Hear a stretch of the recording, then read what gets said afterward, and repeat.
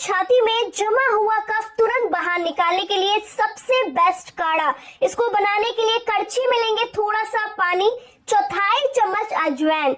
इसके बाद आप इसमें डालेंगे 2 चुटकी काली मिर्च का पाउडर, 4 से 5 तुलसी के पत्ते, 2 चुटकी हल्दी, 1 चुटकी सेंधा नमक और थोड़ा सा गुड़। अच्छे से उबालने के बाद ऐसा काढ़ा बनता है जिसको पीते ही बच्चों को आराम आता है। आप दे सकते हैं 6 महीने से लेके 5 साल तक के बच्चों को, 6 महीने से लेके 1.5 साल तक के बच्चों को चौथाई चम्मच सुबह, चौथाई चम्मच शाम को, और इससे बड़े बच्चों को आधा आधा चम्मच एक दिन में 3 बार।